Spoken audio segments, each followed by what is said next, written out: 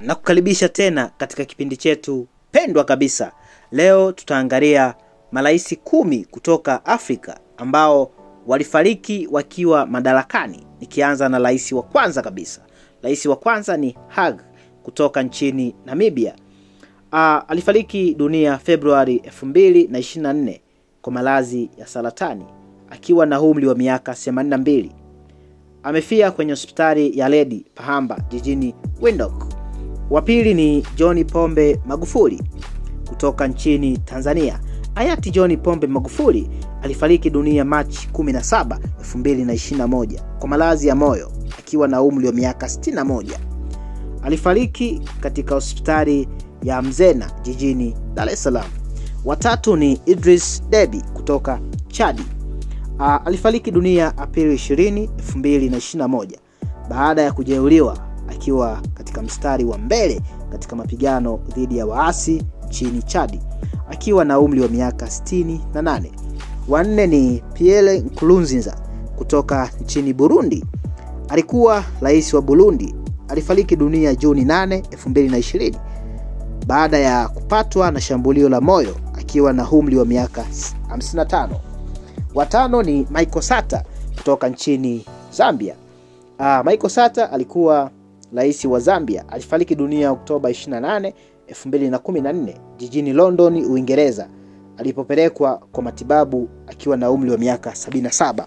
Wa sita ni John Atos Mills kutoka Ghana. Alifikwa na umauti Julai 24, 2012 kwa maradhi ya saratani ya koo jijini Accra, Ghana akiwa na umri wa miaka 68.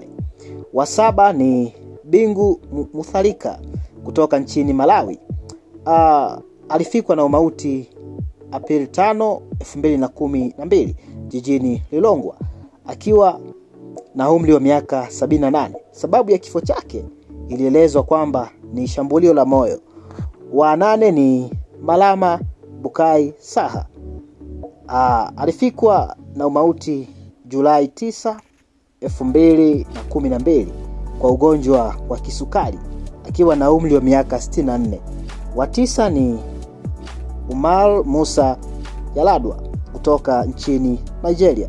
Alifariki dunia Mei 5, 2010 jijini Abuja akiwa na umri wa miaka 58 baada ya kuugua. Wa 10 ni Omar Bongo kutoka Gabon. Alifariki dunia Juni 8, 2009 kwa shambulio la moyo akiwa ametawala kwa miaka 42 na kuweka historia. Kwa hiyo Omar Bongo ni miongoni mwa marais ambao walitawala kwa miaka mingi zaidi duniani. Kwa hiyo aliweka hiyo historia. Pia tumeona maradhi makubwa ambayo yalikuwa yanawasumbua au marais ni ugonjwa wa moyo. Ugonjwa wa moyo ndio maradhi makubwa ambayo yanawasumbua sana marais wa Afrika. Kipindi kijacho tutaangalia marais ambao walikaa muda mrefu zaidi duniani. Listi ya marais ambao walikaa muda mrefu zaidi duniani. Asante kwa kunisikiliza. Usisahau kucomment, kushare na kusubscribe. Bye.